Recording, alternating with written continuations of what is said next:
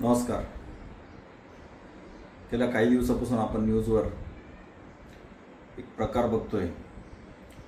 नाशिकमध्ये कॉर्पोरेट जिहाद.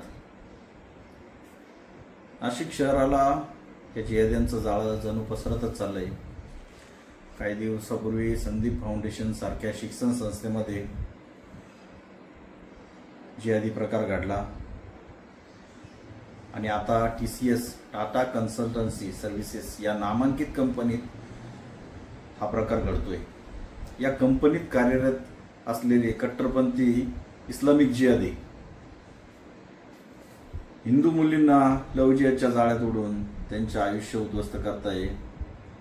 पण नाशिक पोलिसांच्या गुप्तचर माहितीच्या आधारे कारवाई करून या कट्टरपंथी टोळीला अटक केली आहे.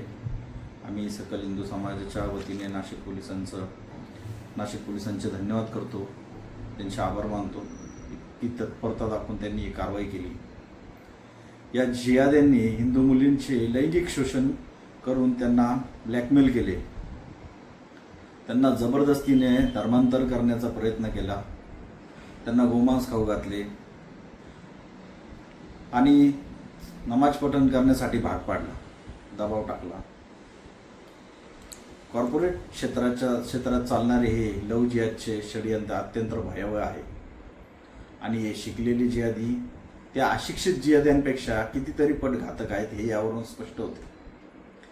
मी नाशिक जिल्ह्यातील, शहरातील आणि महाराष्ट्रातील जनतेला विनंती करतो की आपले मुलं, आपल्या मुली ज्यावेळेस बाहेर पडतात, ज्या ठिकाणी जॉब करतात, त्या ठिकाणी अशा प्रकारचे त्यांच्याशी काही कृत्य होत असेल, त्यांच्यावर काही प्रकारचा दबाव टाकला जात असेल, त्यांना धर्मांतर करण्याचे प्रयत्न होत असेल, तर त्यांनी आपल्या मुलांची विचारपूस करावी, मुलांना विश्वासात घ्यावं. आणि असे काही जर प्रकार त्यांच्यासोबत घडले असतील तर नाशिक शहरातील जर घडले असतील तर नाशिक शहर पोलिसांशी संपर्क करावा आणि अशा या जिहादी वृत्तींच्या लोकांवर कारवाई करण्यासाठी समोर यावं,